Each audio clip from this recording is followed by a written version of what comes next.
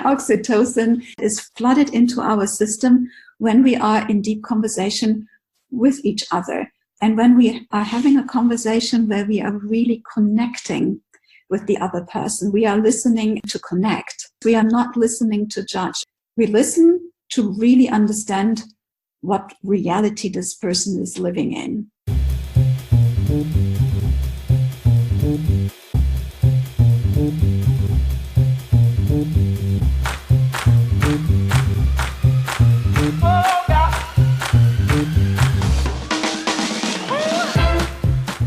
Hello and welcome back to the Days of Change podcast.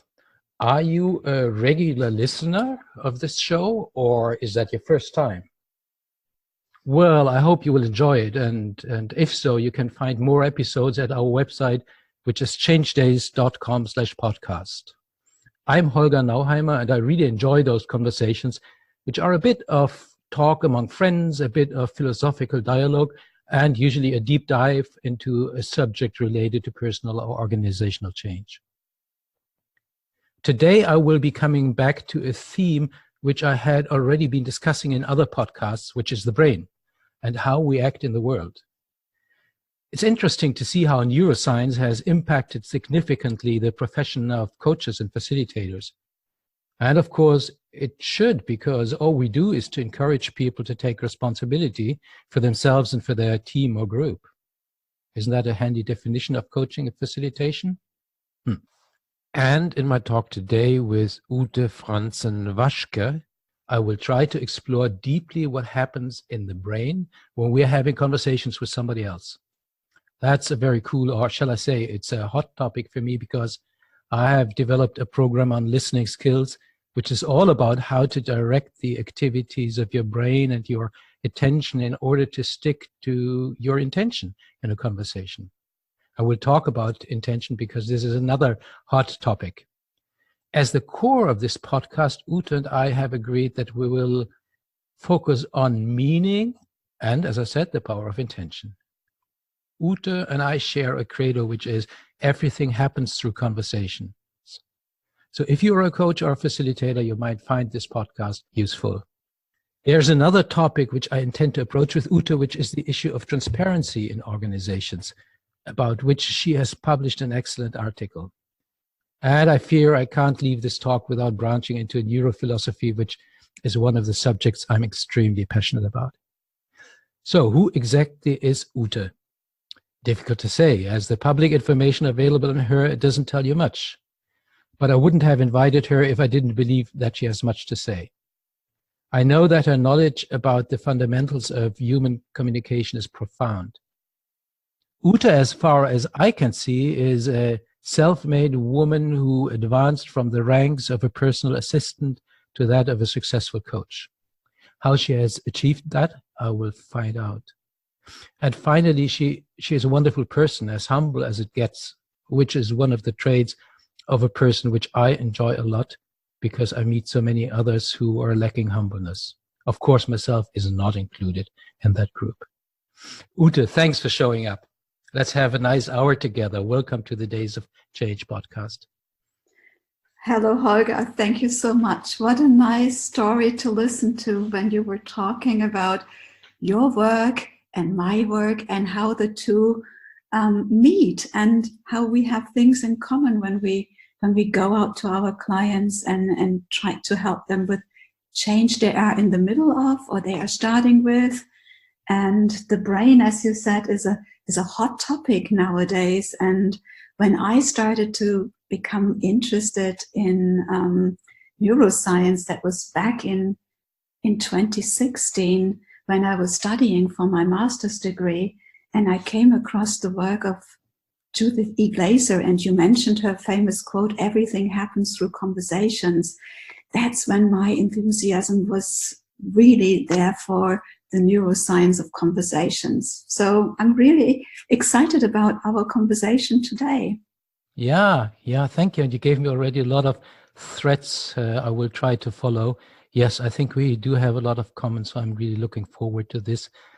Ute, before we go in deep into the subject, our common subject of today, I would like to ask you a question, because in preparation for this talk, you sent me some useful information about yourself. And there was one sentence which struck me like a lightning.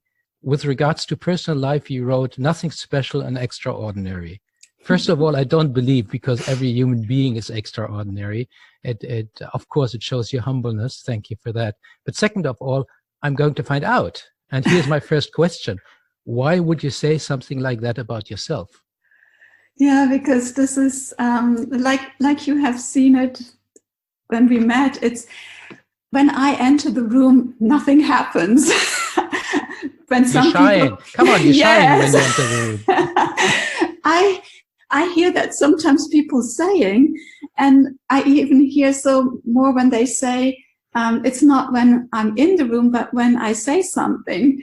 But I personally, I don't feel like this, you know. I just feel like I'm really comfortable with listening and bringing my thoughts together from the different themes that I'm picking up, and then bringing it all together and then summarizing it and just bring it out again with my own touch. And maybe this is for some people something shiny, something special, but I don't see it like this. This is maybe something I have a learning curve to work on.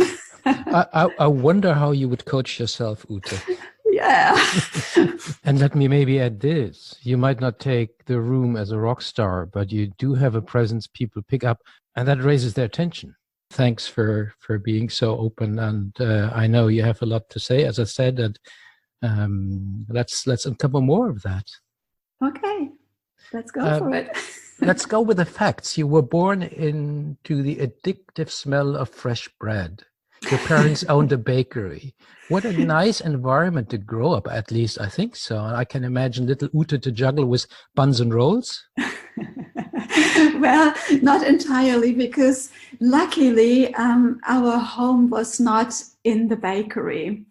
But I spent some nights in the bakery because my mother and my father, as you know, from the profession, it's something where the work happens at night when other people are at sleep, and they are hoping for fresh, warm bread the next day early in the morning. So when I was little and I couldn't stay home alone, I slept above the bakery in a room. And sometimes when I would wake up, because I could hear the people working, I would go downstairs and check out what they were doing. And so, yeah, I'm very familiar with the smell of bread and cake. And I must say, I also enjoy baking myself at home for the family. When I'm stressed, when I had a busy week, then I really enjoy going to the kitchen, looking out for a nice recipe and get started with baking. And my family, thank goodness, they love to eat cake and cookies and everything that I prepare for them. What did you learn from your parents? Oh, I learned a lot from my parents. They were self-employed, and actually from the way they lived their lives, it was all about their job and making sure, because it was a bakery that had 17 employees. So that meant for them, their lives were completely tuned in on making sure that they could cover for the salaries of their employees always first. So when they were working, they were last with, going on vacation. They were first to come home if they had a chance to go on vacation in order to prepare everything. And so when I saw the way they were engaged in their jobs, on the one side, I saw right from the start when I was young that when you are passionate about something, you can really work many hours. The other thing that I learned is that I never wanted to be self-employed myself, and now that's what I am. And right. Yeah, but the thing is, I'm alone. So I always said, when I really want to become self-employed, and I decided to do that at some point in my professional career, I would like to be responsible only for me and not for, people that I have to pay salaries for. So that was something that really was heavy on my parents' shoulders, and that is something I will never forget. Okay, now I know more about you. But I want to know even more, because in your CV or on your website, there is no mention of a first degree. Do you have a first degree? I know about your master, and we're going to talk about it later. What was your first degree? Yeah, with school, I finished school after 10th grade. I went to grammar school here in North Rhine-Westphalia, actually. Now I'm in Lower Saxony. But I stopped after 10 years. I didn't go for the Abitur, as we say here in Germany. Matriculation, yeah. Yeah, because as you know, my parents had a bakery, and so it was not kind of an academic pathway that I was looking for. But then later on in life, I realized I missed something. Not the title that is connected to the degree, but the opportunity that you have when you study, that you can really focus on and dive in on a topic. So I'm always interested and curious to hear about my guest's transition into the coach or facilitator or trainer role, because nobody of us was born as such. And I know that you worked as a personal assistant in large companies. You also helped international people to integrate into the company and things like that. But then some years ago, as you already indicated, you decided to go for a coaching degree, and then you became a coach. So please tell us, how did you come about this decision? What happened in your life that you decided to change your career path? Yeah, it was when I became self-employed in 2003. It was because the company that I worked for at that time closed down business here in Hildesheim. And so my kids were still in kindergarten age, and so it was difficult for me to find a job, that would align family and work. And so I decided to go out to companies and help them in their globalization phase to improve their language skills. But very quickly I realized it's not just about language. It's not just about culture, because that's what I was hired to help individuals and teams with. It was more. It was more about how they formed teams, how they interacted in teams, how the teams were led. And so I figured I'm not equipped well enough for that part of the job. So I decided to go into coaching. So let's get into the topic of coaching. And in particular, I would like to start to talk with you about listening. And you mentioned already, listening is one of the topics you're really passionate about, like I am.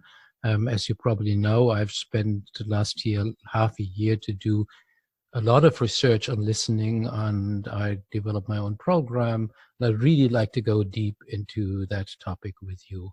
So where shall we start? Maybe let me ask you one question first. What's the state of listening in the world? Do we listen as human beings as we should? No, I think we are far, far away from really deep listening, let's say. Why is that so? Why do you think so? I think it's because we have an innate desire to show the world what we know, to show what wisdom we have to share, to show up at some point as well, and to express what is on our minds. And that is anything but listening. That is speaking.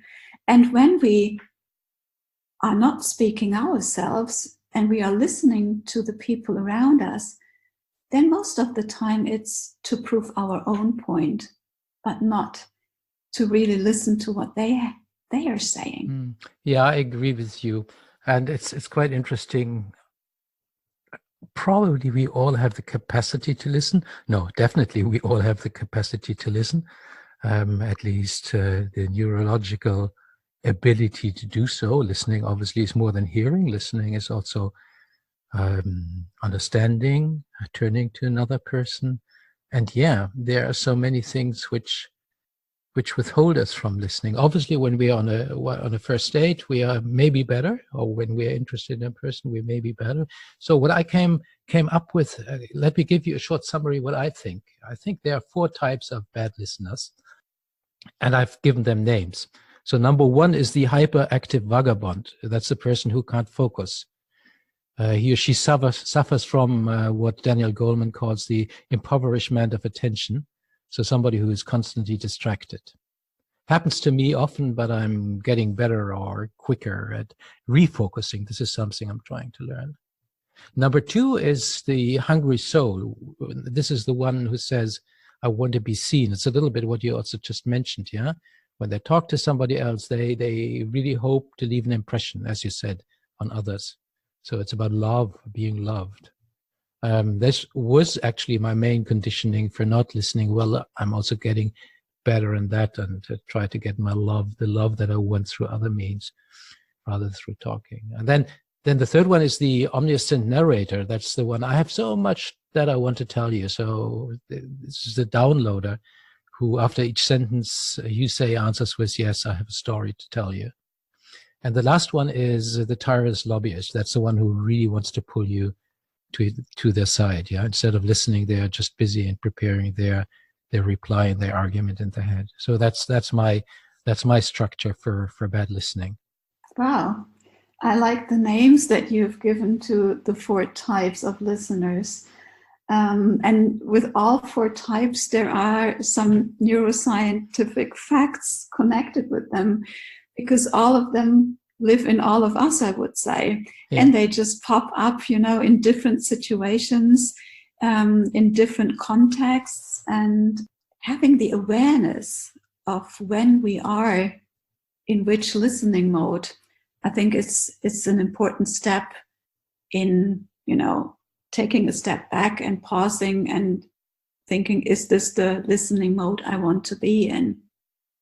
Yeah, exactly. And I think we can get better at that. That's basically what I teach people in my courses. But it's a long path. I mean, you can't learn that within a day or so. It's really becoming more aware and more mindful about what you're actually doing and how you interact with other people. It takes a long time. At least for me, it has taken already like 20 years or so, and I'm not yet at mastery. Not at all. Are you at mastery with listening? Well, I'm, like you say, it's a journey. It's something that never stops. You are never perfect. You are just in a state in this very moment. And this very moment depends on so many outside influences and inside influences that determine the way we listen and the way I listen. Of course, like I said, I practice every day. I monitor myself every day, especially in coaching conversations, to listen with the idea to connect to the person and not to jump to conclusions that I have from my context, from my point of view, but really to tune in on what my coachee is trying to say, and not judging, but asking questions that clarify more what I can be of assistance with in that coaching relationship. And the way I listen is really dependent on the context a lot. Yeah, I agree. And that's another interesting point of my research, and I don't want to go into depths with that, but what I found out is, or somebody else found out, and I just read it, there are so many different communication theories. Some researcher found more than 200. And if you summarize them, you come to a lot of different reasons why you would listen. I mean, might listen because you want to understand exactly what the other person wants from you, or you might listen because you want to build a relationship, or you want to listen because you want to make sense together with the other person, and so on and so on. So there are different reasons and intentions for listening, and becoming aware of that, I think, is also important. Yeah, absolutely. Absolutely. And like Holger, my knowledge, most of my knowledge around neuroscience and the art of listening comes from the work of Judith Glaser. And she had a very scientific approach to what is happening when we are listening. Where are we connecting in our brains with our conversation partner when we are in what listening mode? Yeah, which parts of our brains are active, are firing the neurotransmitters in our system that would then prepare the next step and action. And so this is such an interesting topic, and thank goodness, I mean, research is moving on, and with all of the technology that is now available, it has changed and it is updated every day. Yeah, I'd like to hear more about that, and I would like to refer to a wonderful word you are using. I don't know whether it's yours or from Judith Glaser. It's called the conversational cocktail. I really like that word, and it refers obviously to transmitter substances. Tell us more about the conversational cocktail. What's this? Yeah, the conversational cocktail is what happens when we are in communication with each other. And we have so-called oxytocin raising conversations, and we have cortisol raising conversations. Oxytocin is a chocolate hormone, isn't it? Oxytocin. Or is it serotonin? Oxytocin is the bonding hormone. It's something that we know from mothers that breastfeed their children, and this is the neurotransmitter oxytocin, and it's very often related to that context. But it's also something that happens, that is flooded into our system when we are in deep conversation with each other. And when we are having a conversation where we are really connecting with the other person, we are listening, as Judith would say, we are listening to connect. Yeah, that means we are not listening to judge or to reject. We listen to really understand what reality this person is living in. Under which conditions does our brain, let's say, allow us to act like this? Under which conditions does the brain flood our bodies with oxytocin? When we feel safe, when we feel this is a trusting environment, when we feel that the person we are opening up to, which we are sharing our story with, is really listening from the point that I described before, from a non-judgmental point. And that is when this oxytocin is generated in our bodies. Mm-hmm. So there's the other part of the cocktail, and you mentioned it already, which is cortisol. Talk about cortisol. Yes. And cortisol is also known as the stress hormone or neurotransmitter. And this is flooding our body when we are stressed, when we are maybe entering a room and we are having a difficult conversation. We know that this is a difficult conversation coming up with a person that we do not have a good memory of from previous conversations.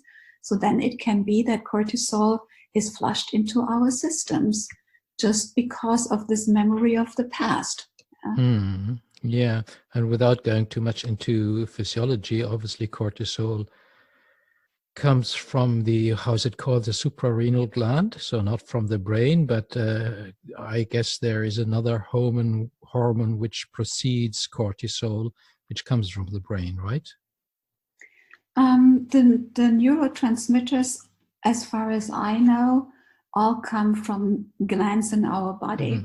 But the triggers come from from the brain, right, from the way we feel. right.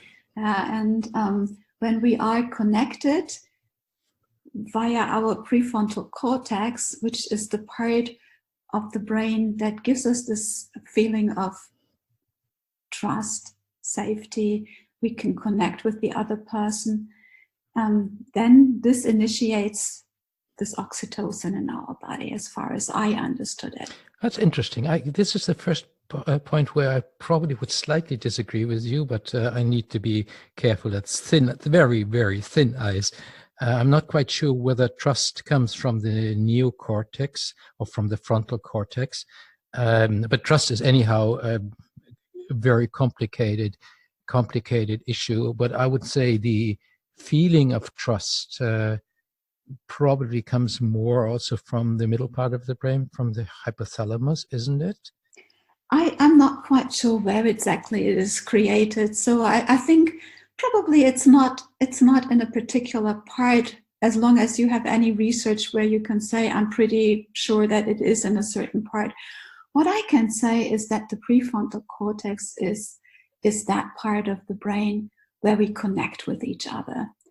And there is also, I remember Judith saying that when we meet a person that we have a good memory of, that we feel really connected to, there is a certain part in our brain that is lighting up. There is like a little bulb that is opening up. And so this is an image that I often see when I enter a room and there is a person that I haven't seen for a long time, and I just have this visual of imagining where in which part of my brain now a light is switching on.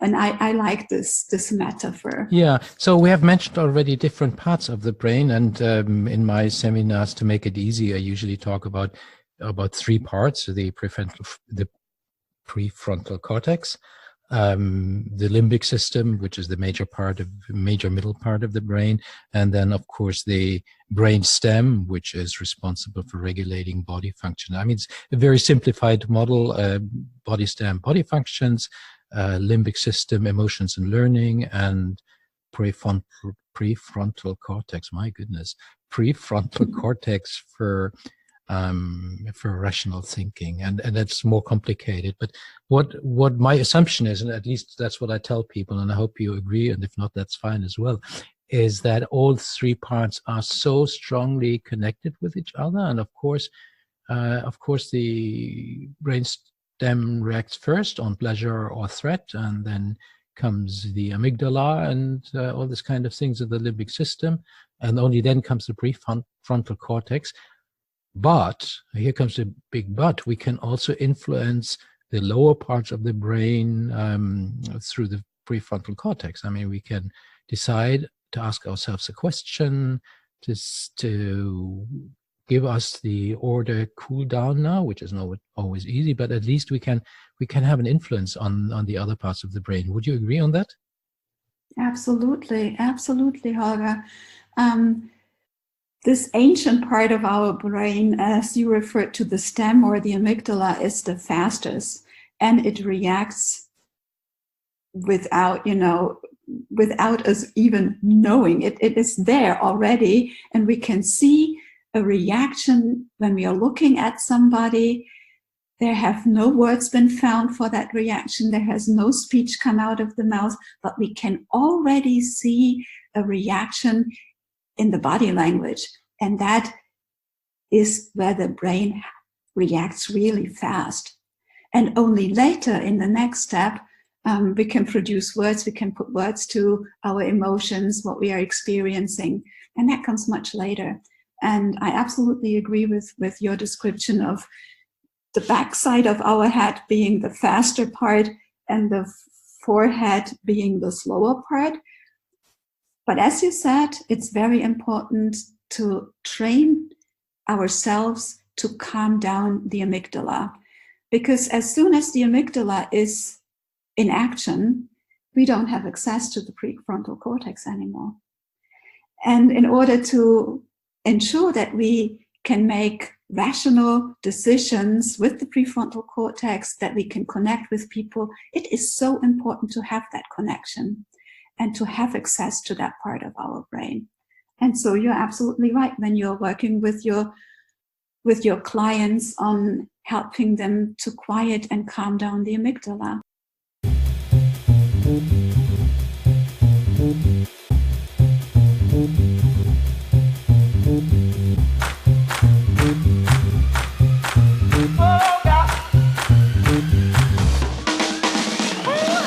Ute, we have been talking theoretically, we've been talking about brain physiology and anatomy a little bit, and about chemistry, which I could continue to talk about for a long time. But let's do it.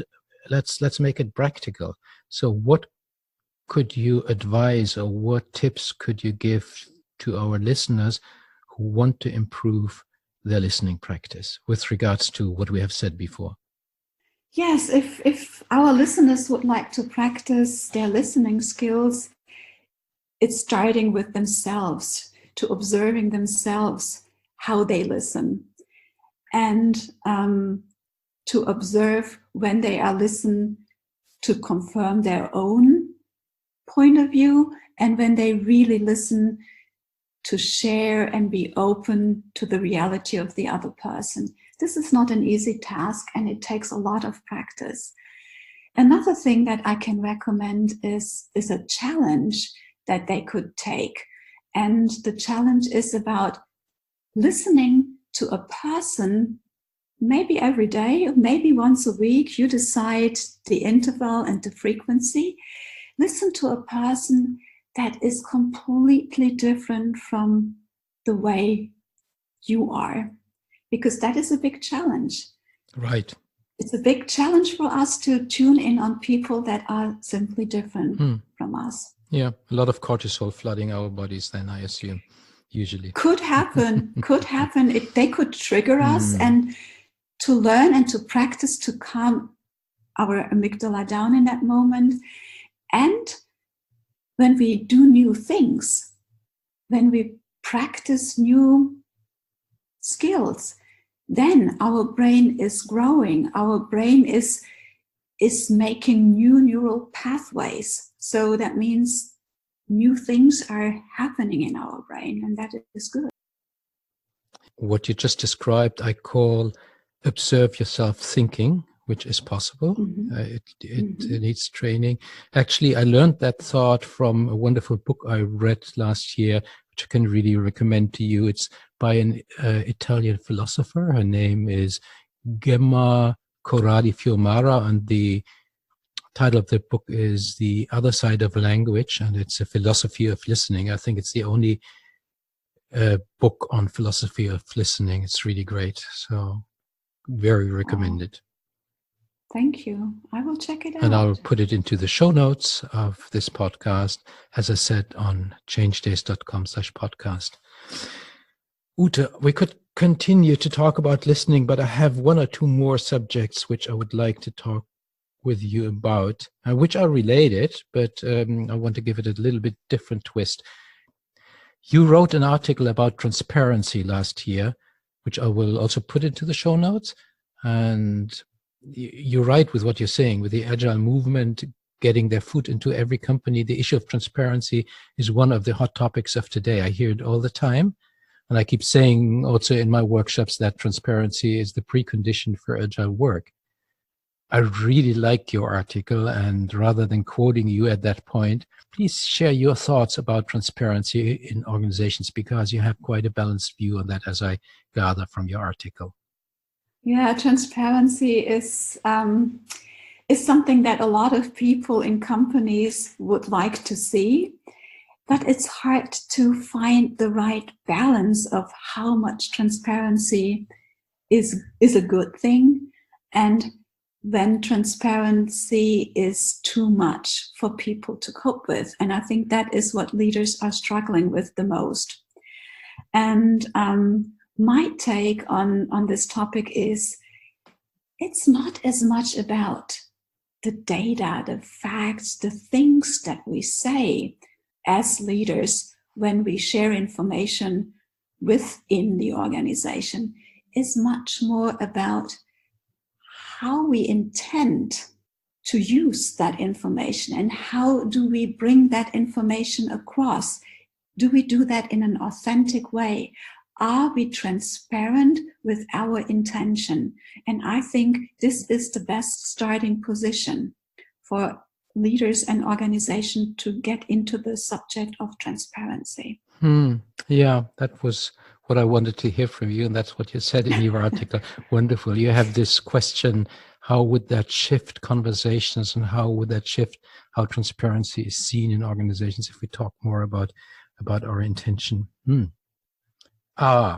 That's another issue I want to talk with you about intention. And we had a little conversation at the last Burn and Change Days, and obviously we share also a passion for intention. I discovered it, but I get very, very confused, and I'll tell you a little bit later why. But what do you think is intention? And I ask the next question right away. Does intention exist? Obviously, you think that. That is a difficult question, Sure. The second one. If intention exists on a conscious basis, this is something I think people have different levels in the same way as we have different levels of consciousness. So what I mean with that is people act, and that is already an intention, because with the acting, there is something showing up with people in the group, in the team, in society.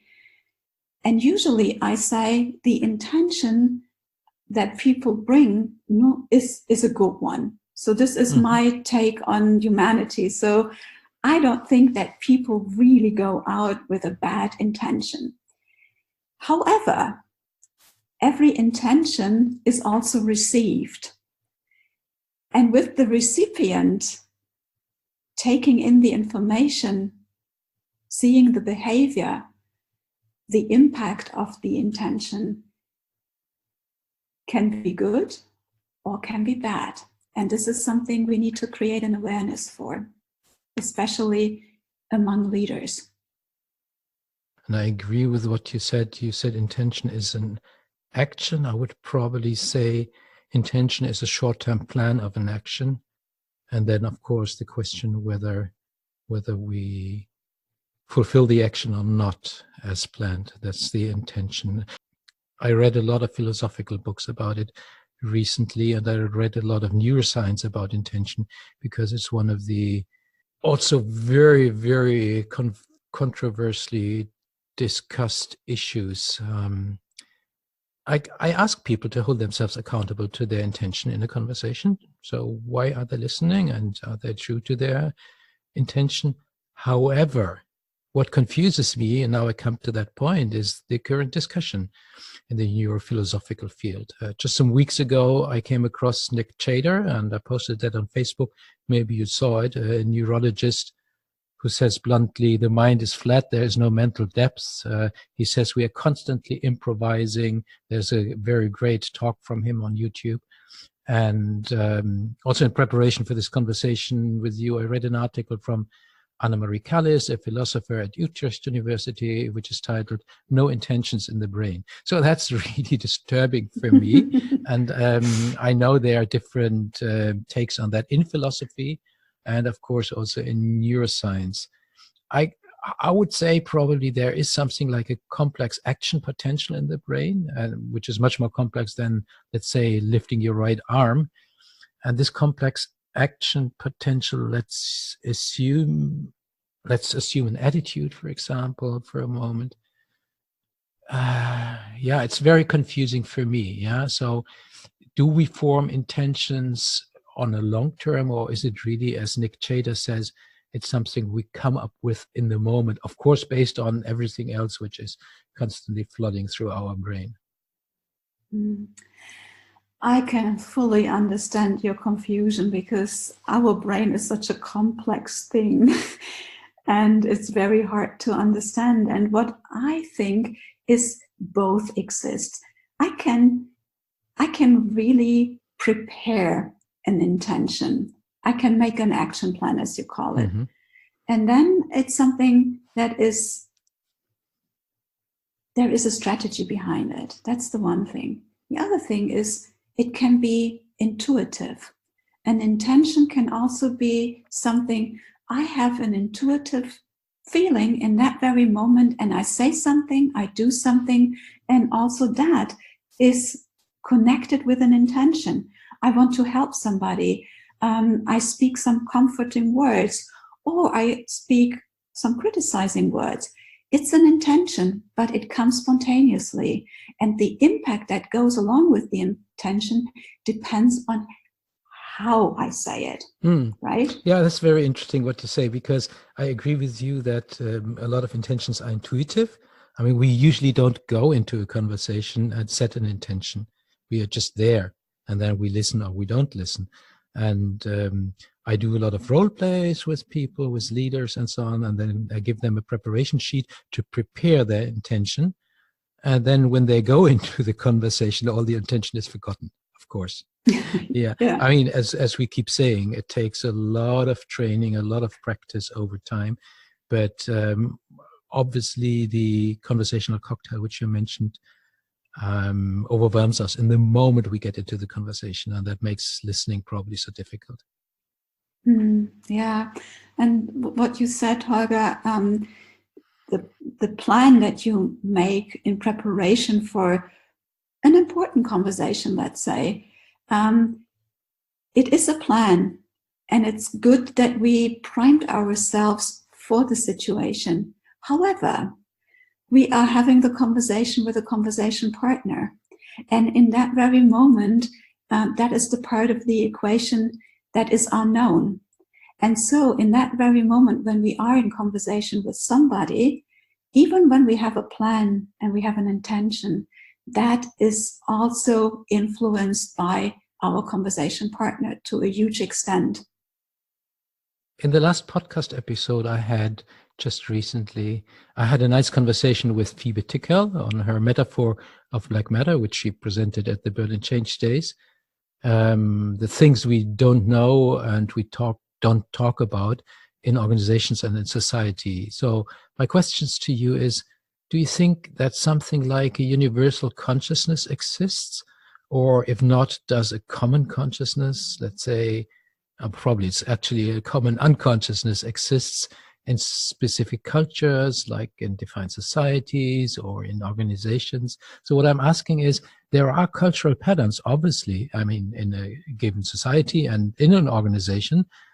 And how can they exist if our brains are closed black boxes which have only a very imperfect connection and representation of the outside world? That we know for sure, extremely subjective. So if we dispose for a moment, all spiritual or esoteric explanations and just stay with the scientific facts, how can human beings possibly connect and build these very strong cultural patterns? I know it's a very difficult question, and if you don't have an answer, that's fine as well, but I'm so curious to hear what you think about it. I certainly do not have an answer to that really difficult question, but I'm happy to share some ideas around it if you like. Sure. The first thing, what you said, I'm not going into the esoteric sector, but also the scientific side says that we do have, I mean, you talked about the parts of the brain, and there is what we call the heart brain, the gut brain, which is also not in our head, but it's considered, scientifically speaking, as parts of our brain. We've got the vagus nerve that Stephen Porges has researched quite a bit on. And the vagus nerve goes all over the body. It's all over our skin. So I believe that we connect with each other, even though we do not have maybe a collective mind or a collective conscious. But I do think that we connect and we can open up what we call our reality, our way of thinking, our cultural patterns, our personal constructs, and the other conversation partner can do the same. And in an organization, when we speak about organizational culture, it is very often a culture that is coined by people, by the individuals that are forming the culture, but also by the system that is imposing certain structure on the people that are working in that system. Yeah. If that makes sense. Well, it makes sense, but it still doesn't give me an explanation how our brain really does that, how our brain really forms, or how our brains of a group of people, of a large group of people, forms this common patterns of beliefs and behaviors. And that's, yeah. Mm-hmm. Maybe this is something we need a real neuroscientist around. I'm sure some of the people that I know could say much more about that than I can. I'm curious what Nick Chater, the guy I mentioned before, who says that the mind is flat, would say about that. And maybe I'll try to get in touch with him. I'm not sure whether he answers, but that could be really interesting to see how he explains cultural patterns in people. Interesting question.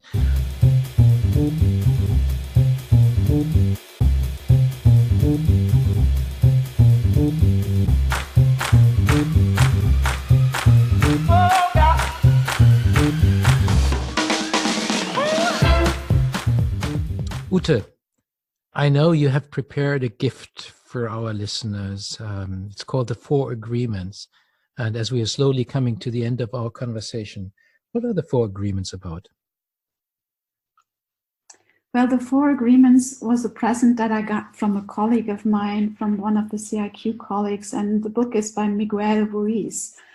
And so I have to open the book so that I can read the 4 agreements to you. The first agreement is about the word, and it says, be impeccable with your word, which means be very precise with how you formulate what you have to say, because words have a meaning and they create worlds in our brains. The word is a force. The word has power. And when you communicate and think, it creates events not just for you, but also for the person that is listening. That is the first agreement. The second agreement is, don't take anything personal. That's difficult. Sorry for interrupting you. Okay, I'll keep quiet now. Yeah, continue. But that's it, because personal importance or taking things personally is the maximum expression of selfishness, because we make the assumption that everything is about me. Yeah? And this is also the part of our brain that gets started real fast when it feels threatened. Yeah, it's that part of the brain. So nothing other people do is because of you, is what the author of the 4 Agreements says, Miguel Ruiz. He says nothing other people do is because of you, it's because of themselves. All people live in their own dream, in their own mind. They are in a completely different world from the one you live in. And this is something we have to open up. So we have to open up our worlds to each other. The third agreement is also a very important one. It says, don't make assumptions. Equally difficult. We always make assumptions. Yes. This is also, we create movies in our minds. Yeah. And these are the assumptions that we live in. And we have that tendency, according to Miguel Ruiz as well, to make assumptions about everything. The problem with making assumptions is that we believe they are the truth. Yeah? We make assumptions about what others are doing or thinking. We take it personally, and then we blame them and react by sending emotional poison with our words. At that point, I would strongly object. I think the brain cannot but make assumptions. That's how the brain works. However, obviously, I agree with the tendency. I would rephrase that sentence and say, learn to check your assumptions. Exactly. This is one of the biggest, things we have to learn. Be brave enough to test assumptions, to speak out what assumptions we are holding, and then have a conversation about those. Yeah. The fourth agreement is always do your best. There is there is just one more agreement, and that's the one, but it's the one that allows the other three to become deeply ingrained habits. The fourth agreement is about the action of the first three. Always try and do your best. And that is my invitation with whatever you want to test, you want to try, do your best with the best intention. Exactly. Here we are back to intention. Great. Ute, one last point I would like to talk with you about. You have been coming back again and again to the Change Days. We just met each other 2 weeks ago. Why do you come back? Because of the energy, the people, and the way topics are being experienced. As I said in the beginning, I learn from experience. I'm not that theoretical, not that academic, so I need an experience in order to learn. And that is what I get at the Berlin Change Days. Great. You're a wonderful guest at the Berlin Change Days as a facilitator or as a participant, and you were a wonderful guest at this show. Thank you so much. I really enjoyed the conversation. I hope our listeners enjoyed as well. We covered quite a bit in this 55 minutes we have been together now. So thanks, Ute, and I hope to see you soon again. Thanks for showing up. Thank you, Holger, and thank you for listening.